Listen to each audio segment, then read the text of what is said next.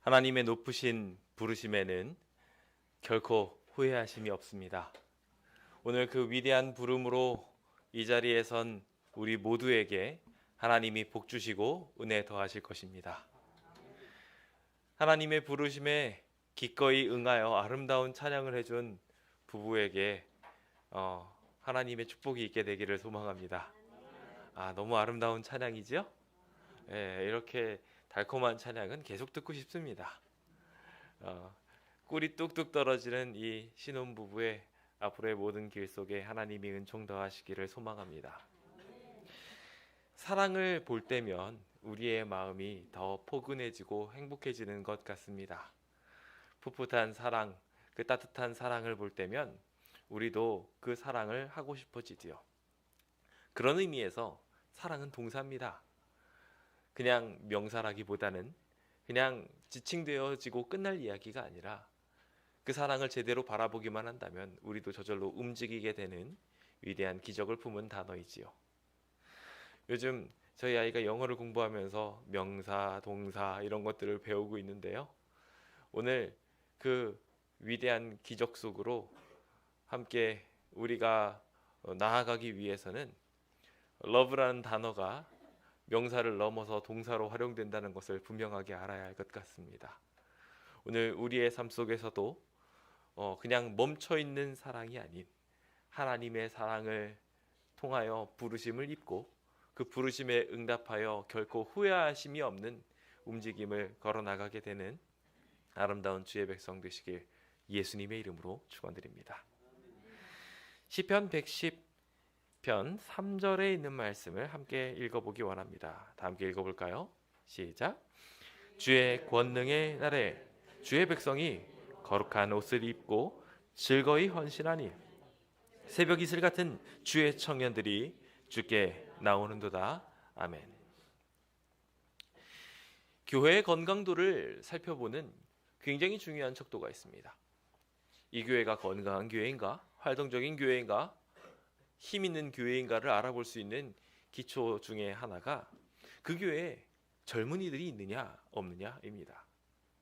그 교회의 미래 세대가 존재하냐 존재하지 않느냐에 대한 이야기뿐만 아니라 그 교회가 얼마나 활동을 하고 있느냐를 여실히 보여주기 때문입니다. 요즘 청년들이 이 교회를 사랑하고 아껴서 모이기 위해서 굉장히 선결돼야 될 몇 가지가 있다고 자주 이야기하는데 그것 중에 하나가 무엇이냐면 존경스러운 선배 세대의 성도들이라는 것입니다. 따르고 싶고 또한 그것을 보고 감동받는 신앙인들이 우리의 선배 세대에 있게 될 때 젊은이들도 이곳에서 기쁜 마음으로 예배드리게 되더라는 것입니다. 그런데 반대가 되게 될 때는 어떻게 될까요? 그러면 요즘 세대는 더 빠릅니다. 그래서 별로 배울 게 없고 도움이 안 된다, 감동을 전해주지 못한다고 한다면 금방 떠나가 버리게 되지요. 그래서 현대 사회에 있어서 굉장히 중요한 것 중에 하나가 우리 모두가 하나 되어 거룩한 모범과 사랑들을 세우는 일이 아닌가 생각해 보게 됩니다. 오늘 그 아름다운 모범들이 우리의 삶에 있게 되기를 예수님의 이름으로 축원드립니다. 그래서 주님의 백성들이 거룩한 옷을 입고 즐거이 헌신하는 모습이 이 교회에 채워지게 되길 소망합니다. 그런 기적들이 또한 연쇄 반응을 일으켜서 새벽 이슬과 같은 주의 청년들이 주님께 나와 경배드리는 일들이 더욱 가득해지게 되기를 소망합니다. 이 교회의 젊은 피들, 그 아름다운 미래 세대들을 만들기 위해 우리가 젊은 세대 되어 희망과 소망을 전하는 것입니다. 어떻게 그렇게 한번 높은 비전을 향하여 꿈꿔보시겠습니까? 오늘 그 아름다운 기적들이 우리 안에 있어서 우리 하나님이 우리와 함께 싸우심을 느끼고 결코 두려움 없어도 된다는 것을 확신하게 되는 거룩한 주의 백성 되시길 예수님의 이름으로 축원드립니다. 요즘 정말 두려운 이야기들이 정말 많이 나오고 있습니다. 많은 징조들이 이제 이 시대가 마지막을 향하여 달려간다고 분명하게 말합니다. 주님은 이렇게 세상의 권능들이 흔들리게 될 때 주님을 위하여 분연히 일어나는 일꾼들이 필요하다고 말하고 있습니다. 근데 성경에서 반복되어 흥미롭게 등장하고 있는 것들은 물론 갈렙과 같은 용사들도 함께 움직이게 되었지만 그 모든 일의 배경 속에, 그 헌신 속에 젊은이들, 기적의 세대들이 필요함을 분명하게 보게 됩니다.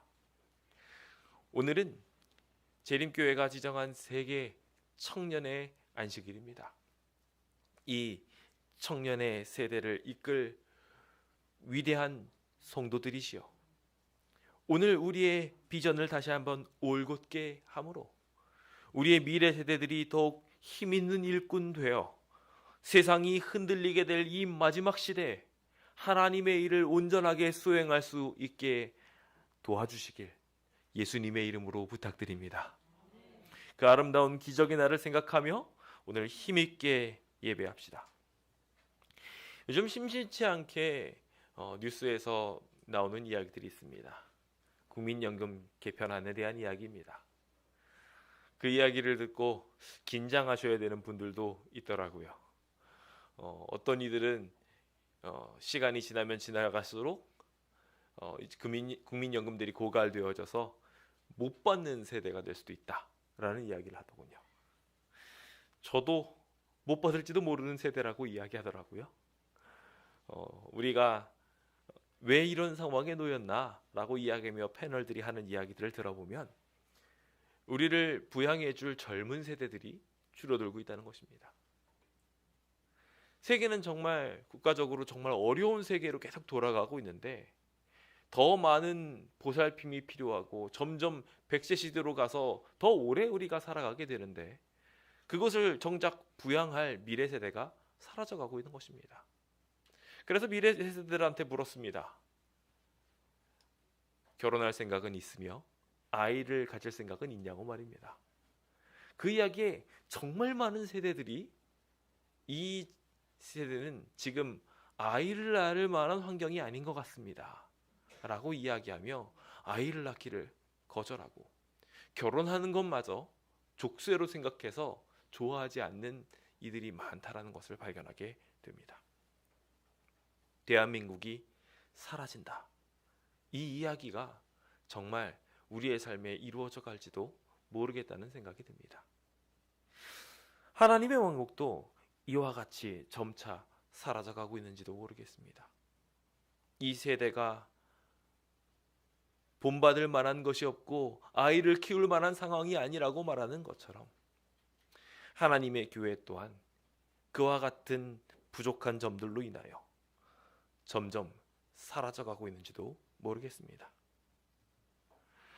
오늘 우리는 청년 세계의 날을 맞이하여 이 세계의 청년들이 하나 되어 하나님을 향하여 달려나아가는 일들에 대하여 마음을 모아야 할 것 같습니다.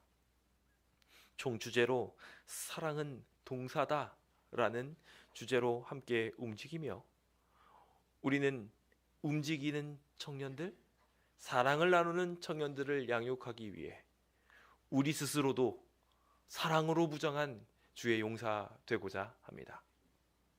부디 이 자리에 계신 모든 성도님들의 마음속에 하나님께서 구원면하여 주셔서 청년들의 마음을 움직일 만한 위대한 사랑의 역사가 이루어지게 되길 예수님의 이름으로 축원드립니다.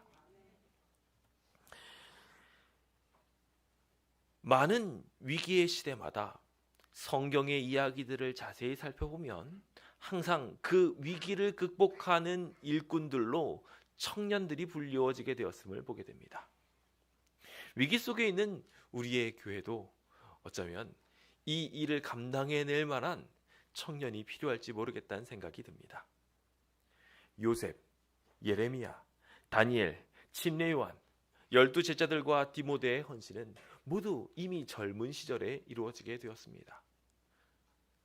민수기에서 레위기에서 규정하고 있는 성전 봉사자들도 젊은이들이었습니다. 그들이 그렇게 준비되어지는 과정들을 통하여 하나님께서는 영광 받으셨고 이 교회는 힘을 얻어갔습니다. 그들이 성장되어 든든한 교회의 버팀목이 되는 것이며 지금 이 자리에 계신 성도님들과 같은 분이 되는 것입니다. 우리 성도님들이 다 그 발걸음들을 걸어왔으며 그것들을 통하여 하나님께 영광 돌리셨습니다. 그 미래들, 찬란했던 열정들이 이제 청년들한테 필요합니다.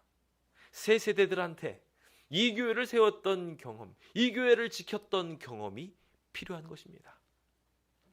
저희 교회를 세우기 위해 정말 많은 수고를 하신 성도 여러분들이시여, 그 위대하고 멋진 경험들을 본인만 소유하지 마시고 우리 청년들에게도 나누어 주시길, 여러분들의 자녀들에게도 잘 상속시켜 주시길 예수님의 이름으로 축원드립니다.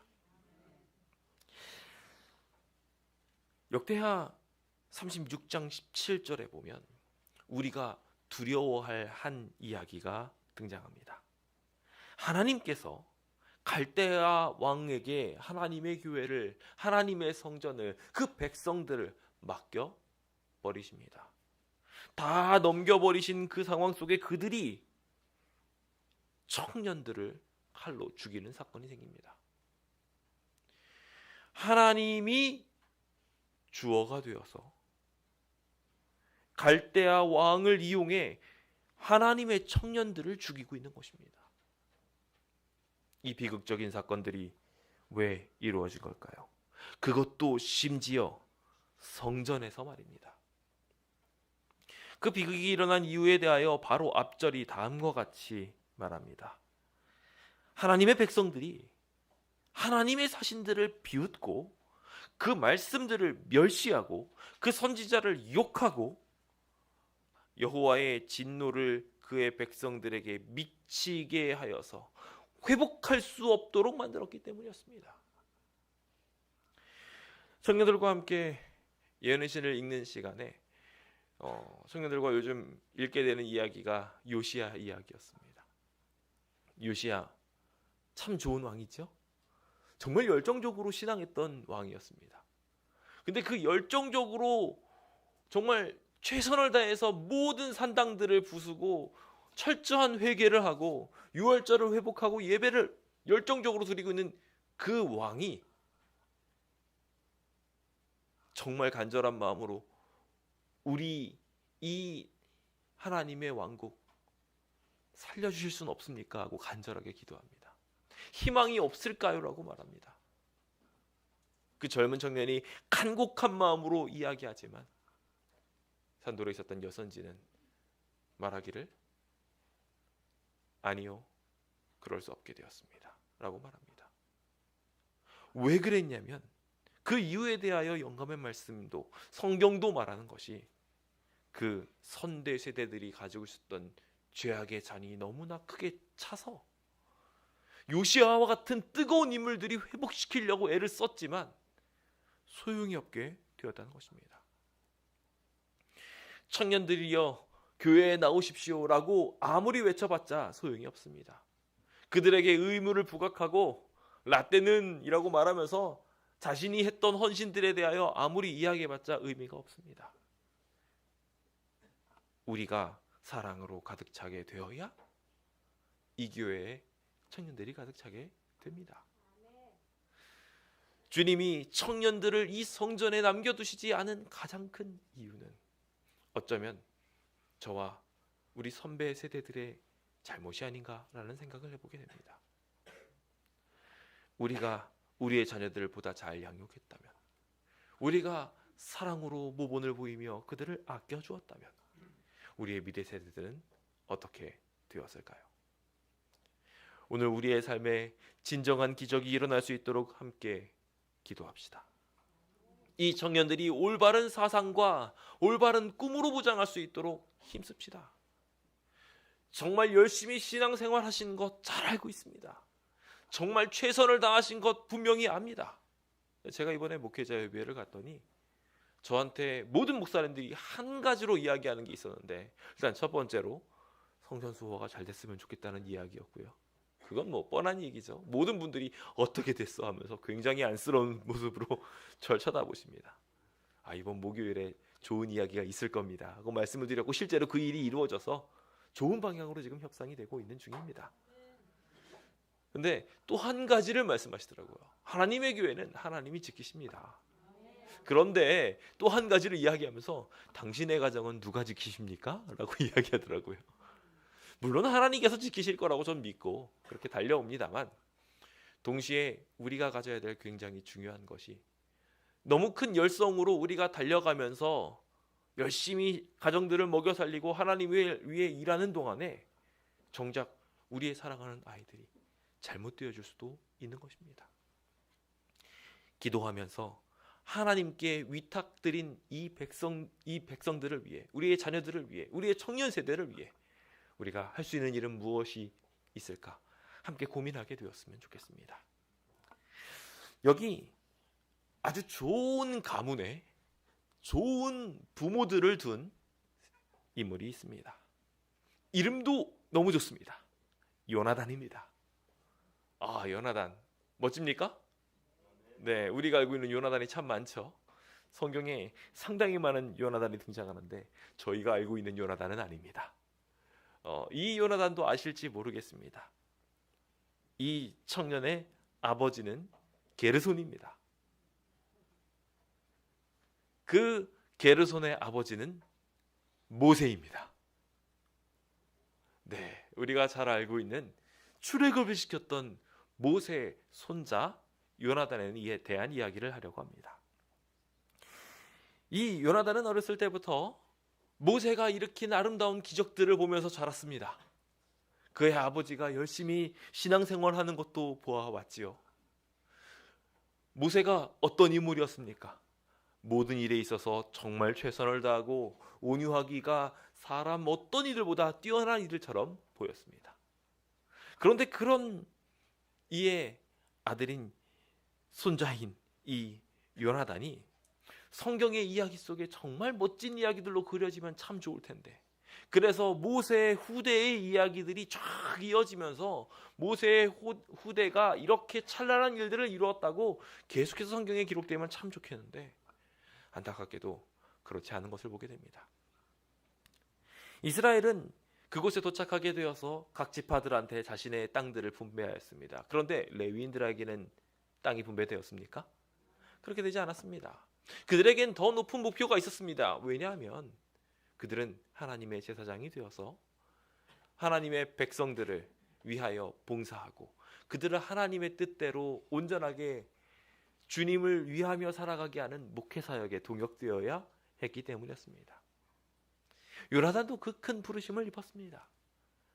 그래서 레위 지파가 각 자손들로 나뉘어져서 성읍들에 들어가서 목사처럼, 부목사처럼 일하면서 그곳에서 봉사함을 불리움을 받게 되었을 때 요나단도 자신의 임지를 배정받게 되었죠. 레위 지파는 세 자손으로 나뉘어지게 되는데요. 고핫 자손, 게르손 자손, 그리고 므라리 자손입니다. 이 중에 그핫 혹은 고핫이라고 불리우는 이 자손은 굉장히 중요한데, 왜냐하면 이 가문만이 제사장을 했기 때문에 그렇습니다. 여기에 아론이 속했고 아론의 자손들이 제사장들을 수행해 나갔습니다. 그런데 한 끗 차이로 제사장에서 벗어난 인물들이 있었습니다. 그 중에 여기 주인공인 요나단도 포함되어 있었습니다. 아론의 자손들은 제사장을 이어갔지만 흥미롭게도 모세의 자손들은 제사장을 이어갔나요? 안 그랬습니다. 그들은 레위 지파로서 당연히 해야 될 봉사를 하며 제사장들을 오히려 섬겨야 했습니다. 자, 그런 과정들 중에 여기 그핫 자손에게도 임지들이 부여되게 되었습니다. 성전에서 열심히 일하는 제사장들과는 달리 나머지 레위인들은 각 지파에 흩어져서 그 지파의 사람들의 영적인 상황들을 이끌어야 할 중요한 책임들이 있었습니다. 그런데 여기 레위 지파의 요나단이라는 청년은 유다라는 땅을 만나서 그곳에서 봉사하게 되어 있음에도 불구하고 그가 온전한 지식이 부족하고 그 모든 판단들을 제대로 할 수 없는 그릇된 판단력을 가졌으므로 정말 큰 오점을 남기게 되는 것을 보게 됩니다. 십계명에 대하여 누구보다 가까이 배웠고 또한 누구보다 확실하게 우상 숭배의 악에 대하여 알았던 여기 요나단이 안타깝게도 한 집안의 제사장으로 들어가게 됩니다. 뭐로 들어갔다고요? 제사장으로요. 사실 제사장이 될 수 있었나요? 없었습니다. 어쩌면은 그의 마음속에 한켠에 나는 왜 제사장이 되지 못할까라는 마음을 품었을지도 모르겠습니다. 그 안타까운 마음이 있었을 때 부유한 집안의 일원이었던 미가라는 집에 들르게 되었습니다. 아마도 이 청년은 너무나도 잘 알려진 청년이었을 것 같습니다. 저희가 지금 목회를 이렇게 별거 아닌 목회를 하고 있는데도 불구하고 자연스럽게 우연히 시연이 하연이는 우리 성도님들이 잘 하십니다. 그렇죠? 만약에 우연히 시연이 하연이가 나에게 성장해가지고 애를 갖는다고 하면 기쁜 마음으로 보시겠습니까? 안 보시겠습니까? 아마 여기 계신 분들 네가 이렇게 커서 애를 가졌어 하면서 엄청 사랑해 주실 것 같아요. 모세가 나이가 지긋한데도 불구하고 여러모로 봉사를 했었기 때문에 자연스럽게 그의 손자도 잘 알고 있었어요. 그래서 심지어 여기 사사기에 있는 내용을 보면은요, 목소리만 듣고도 이거 익숙한 목소리인데 하고서 그 청년을 확인하러 갔다고 기록되어 있어요. 요나단은 그렇게 유명 인사였습니다. 그러다 보니까 여기 미가의 가정에서도 들어오라고 했던 겁니다. 그러면서 그가 가지고 있었던 많은 재물들로 그를 유혹하게 되는데, 유혹을 할 때 정말 안타까운 게 그 집안에 있었습니다. 그가 은을 잃어버렸다가 은을 다시 찾은 사건들을 통해 가지고 그 은을 가지고 신상을 만들었습니다. 우상을 만들어 버린 거예요. 근데 그 우상을 만들었는데, 그 신상을 만들었는데, 그걸 가지고 예배를 드리기 시작했는데 거기에 제사장이 돼버린 겁니다. 그는 마음속에 내가 이 예복만 입으면 나도 제사장이 될 수 있는 것 같아, 나도 섬길 만한 신이 있어 라고 이야기하며 우상을 바라보았는지도 모르겠습니다. 요즘 시대의 청년들도 우리가 잘 가르치지 않는다면, 잘 준비시키지 않는다면 한 끗 어긋난 제사장이 되어버릴 수도 있습니다. 조금 어긋나버린 신앙들을 하고 있는 청년들이 요즘 상당히 많습니다. 우리가 그들을 위해 기도해야 합니다. 마지막 시대를 이끌어가야 할 다니엘과 같은 인물들, 디모데와 같은 열정적인 인물들이 지금 이 시대에 필요한데, 우리가 이들을 잘 가르치고 양육하지 못하고 잘못된 모본을 보이게 되면 무너지게 되더라는 거예요. 여기 등장하는 미가는 유다지파에 속한 이였습니다. 우리가 잘 알고 있는 그 유다지파 말입니다. 정말 좋은 모본을 보여줘야 되고 구속사적 위치에서 굉장히 중요한 위치를 감당하고 있는 이 가정, 거기에다가 재물도 많았고 부유했습니다. 그런데 이 가정이 은을 잃어버렸다가 다시 찾은 것에 대한 미신적 행위로 우상을 만들고 돈으로 뭐든지 해결하려는 모습들을 보였던 것이고, 그것에 혹했던 청년들이 생겨나기 시작했다는 것이었습니다. 그것도 모세의 손자가 말입니다. 모세의 손자가 그 일들을 하면서 결국 이익에 따라 이곳의 제사장이 됩니다. 욕심에 따라, 자기의 바람에 따라 그 일들을 했던 것입니다. 요즘 신앙인 많은 부모들이 정말 흥미롭게도 하나님께 최선을 다해야 된다라고 가르치는 게 아니라 공부 잘해서 부자가 돼야 된다고 가르친다는 것입니다. 이 가르침을 받고 자란 아이들, 그 아이들이 장차 어떻게 될까요? 그 아이들은 자연스럽게 그것을 보고 배우고 따라갈 수밖에 없습니다. 그래서 더 큰 이익이 있으면 어떻게 될까요? 그래서 생겨나게 된 일이 그 다음 이 미가의 집이 풍비박산되는 일입니다. 단지파가 자기의 임지가 있음에도 불구하고 그 임지에서 벗어나기 시작합니다. 여기 있는 블레셋이랑 애들들이 너무 무서워, 안 되겠어 하고서 도망가는 거예요. 그래가지고 하나님이 부르신 위치와 정반대인 꼭대기로 도망가기 시작합니다. 그 여정 중에 유다 지파를 지나가게 됩니다. 유다 지파를 지나가면서 한 집, 좋은 집이 있어가지고 정탐꾼들이 딱 보니까 익숙한 목소리가 들리는 거예요. 요나단이었습니다. 요나단, 너 여기 왜 있니? 라고 이야기하면서 서로 안부를 하다 이런 이야기를 하기 시작합니다. 잠잠하라, 내 손을 입에 대라. 조용히 하는 거죠. 우리와 함께 가서 우리의 아버지의 제사장이 되라. 내가 한 사람의 집의 제사장이 되는 것과 이스라엘 한 지파, 한 족속의 제사장이 되는 것 중에 어느 게 낫겠느냐? 요즘 젊은이들은 똑똑합니다. 계산이 금방금방 돼요. 팍팍팍 돌아가요. 그래가지고 이번에 69시간 이야기했다가 계산해보니까 이거 아니거든요. 바로 일어납니다.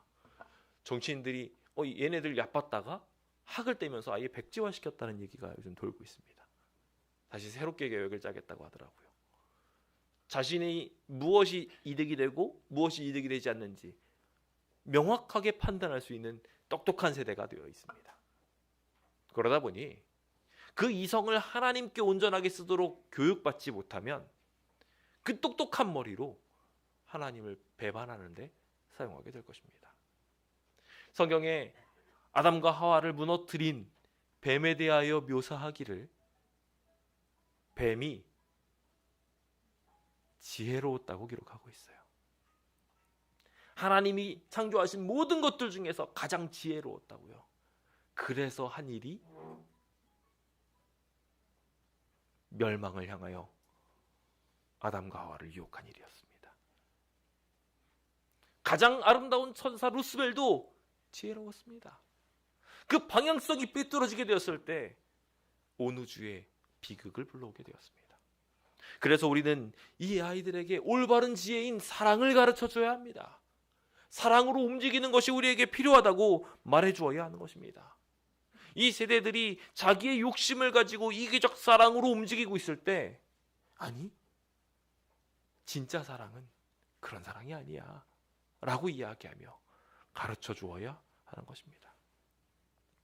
결국 그들은 이 일들을 통하여 요나단을 데려가게 되고 미가의 가정과 대립하며 비극적인 이야기를 빚게 됩니다.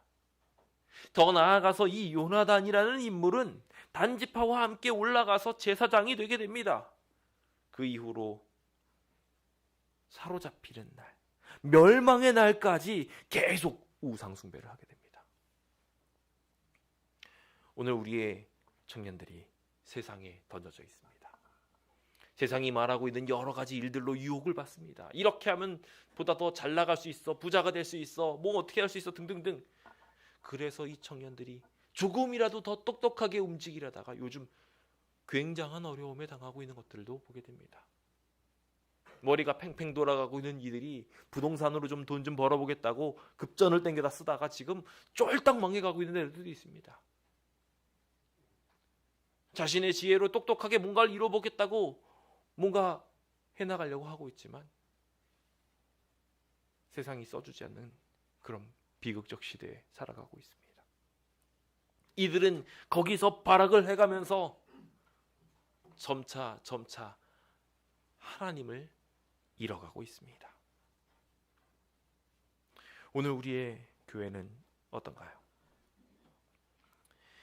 여기 사랑이 가득한 청년이 하나 있습니다. 예수님을 정말 사랑했던 이에요. 근데 예수님이 잡혀가셨다는 이야기를 듣게 됩니다. 예수님이 십자가에 끌려가신다는 이야기를 듣게 됩니다. 그래서 깜짝 놀라서 벌거벗은 몸으로 혼이불을 두르고 예수님을 쫓아갑니다. 막 쫓아가서 예수님 잡혀가시면 안 돼요. 그런데 로마 병사가 너 뭐야 하고 덥석 잡으니까요, 혼이불을 버리고 벗은 몸으로 도망가게 됩니다. 오늘 우리의 청년들 마음속에 사랑은 가득한데 상황과 여러 이야기들 속에 흔들흔들하고 있지는 않습니까? 그들을 위해 우리가 기도해야 할 것 같습니다. 그들의 신앙을 붙들어 주어야 할 것 같습니다. 그렇게 해서 그들이 올바로 설 수 있도록 만들어 주어야 할 것 같습니다. 함께 기도하며 그들의 사랑을 올바로 세울 수 있도록 함께 움직여 봅시다. 저는 짧게 두 가지를 이것을 통하여 정하고자 합니다. 첫 번째, 청년들이 가져야 할 중요한 사랑의 원칙은, 그들이 가져야 할 마음은 원칙주의로 서야 한다는 것입니다. 거룩한 주님의 말씀 중심으로 살아가야 합니다. 시편 119편 9절입니다. 함께 읽겠습니다. 시작. 청년이 무엇으로 그의 행신을 깨끗하게 하리까? 주의 말씀만 지킬 따름이니이다. 그렇습니다. 그들의 행실을 깨끗하게 할 수 있는 방법은 원칙주의 안에 서는 것입니다. 다니엘은 아주 명확하게 그 뜻을 정해서 왕이 아무리 좋은 음식을 줘도 자신의 생명이 위협이 걸린다 할지라도 자기가 불이익을 받아서 이제는 그냥 여기에서 왕궁에서 멋진 생활을 사는 게 아니라 감옥에 들어가서 비극적인 삶을 살게 된다 하더라도 나 원칙 지키겠다. 분명하게 세우는 청년이 되었습니다. 그 원칙을 가르치는 거룩한 성도님들 되시길 예수님의 이름으로 축원드립니다. 원칙을 지키는 것은 사랑입니다.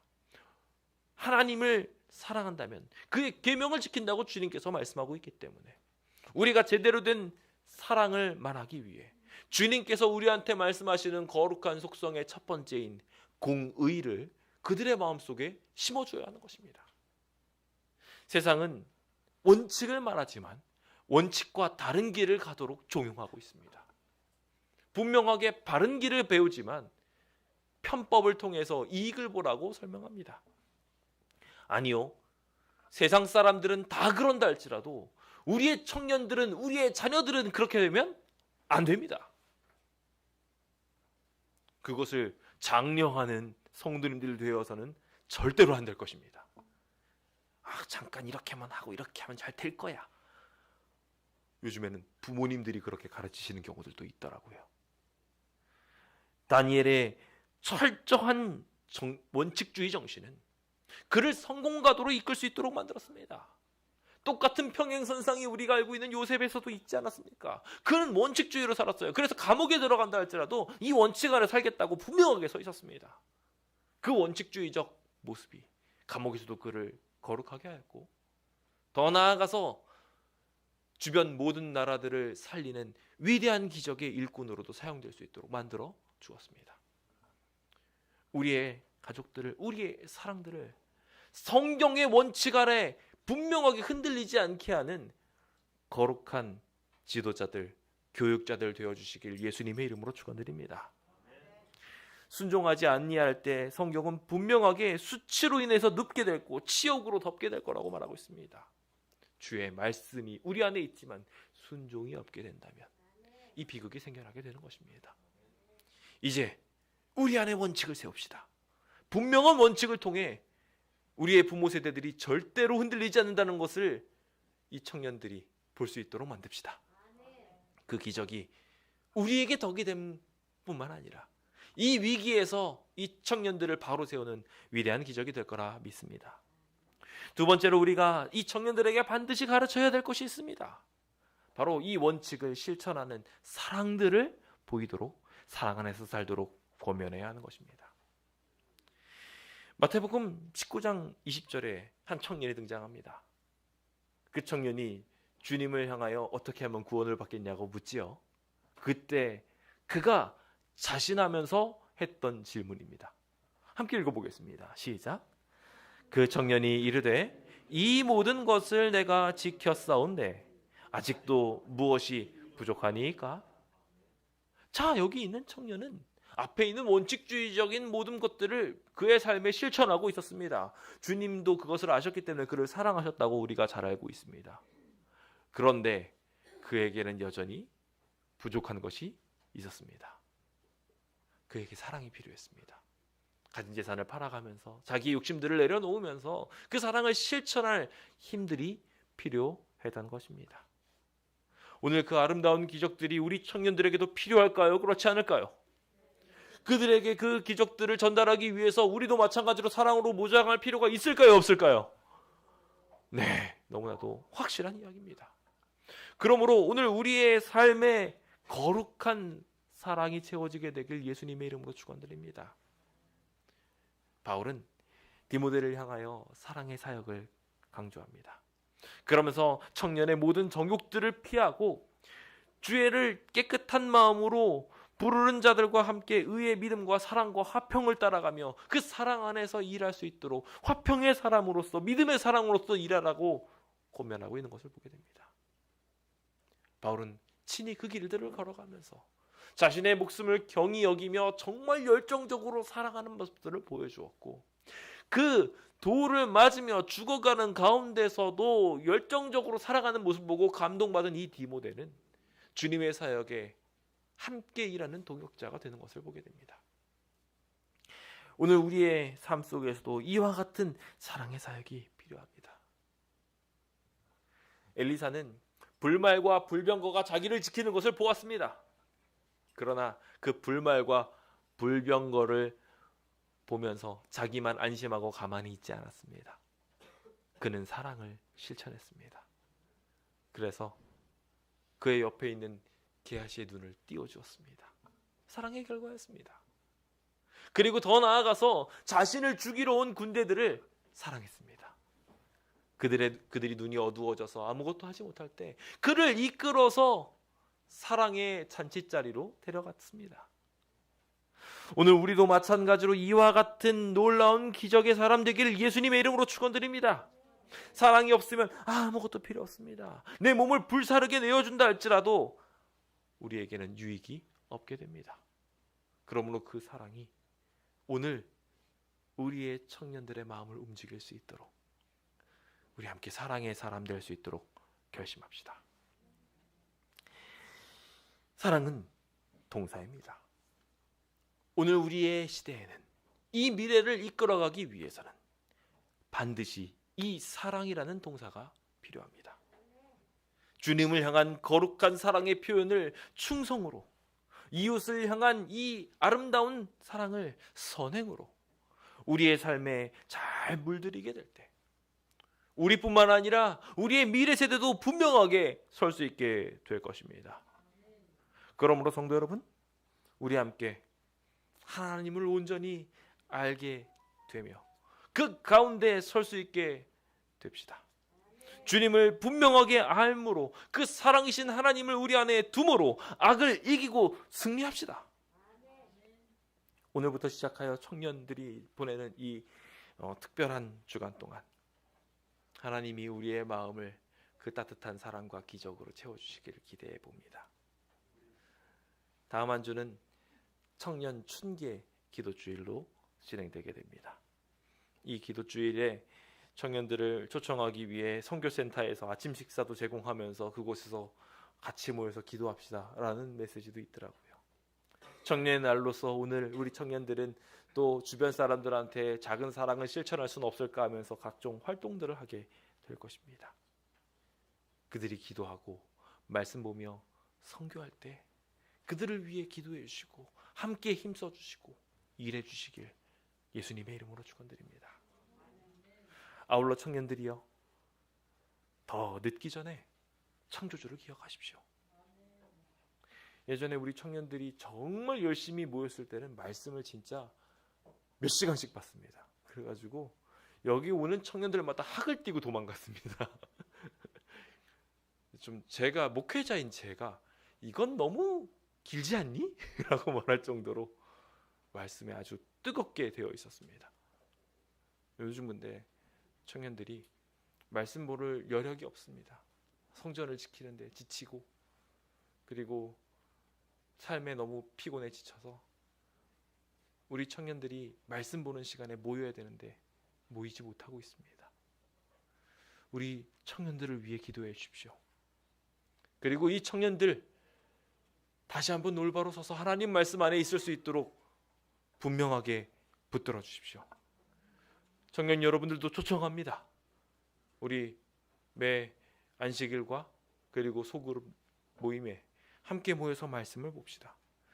아무 낙이 없다고 할 날이 이르기 전에 주님의 사랑의 사람이 되어 돌아옵시다. 이 교회의 미래가 흔들리고 있습니다. 이제 여러분들이 이 예배를 마치고 밑으로 내려가시게 되면 식당에 한 종이가 붙어있는 것을 보게 될 것입니다. 어제 갑작스럽게 제가 있는 동안에 사람들이 문을 따고 들어와서 강제 집행을 하고 돌아갔습니다. 이곳을 더 이상 우리 교회의 땅으로 보지 않겠다는 간접적인 이야기였으며 일종의 빨간 딱지입니다. 여기 아무도 들고 나가지 못하며 이제 이대로 그대로 있어야 된다고 하는 점유유지에 대한 가처분을 진행을 했는데, 제가 그때 정말 우리 교회가 깨어 있어야 되겠다는 생각을 했습니다. 정말 순식간이더라고요. 우리의 마음이 깨어서 우리 안에 힘 있는 결집력이 세워져야 합니다. 성도 여러분, 우리 함께 그 일들을 이루기 위해 마음 쓰며 우리의 청년 세대들이 이 모든 교회를 물려받을 수 있도록 이 교회를 더욱 사랑하고 아끼고 지키는 일에 힘써 주시길 예수님의 이름으로 축원드립니다. 주의 사랑으로 우리를 구원하소서 외치며 우리의 삶을 원칙으로 사랑으로 채우게 되길 간절히 축원드리면서 오늘 모든 말씀을 마치겠습니다. 감사합니다.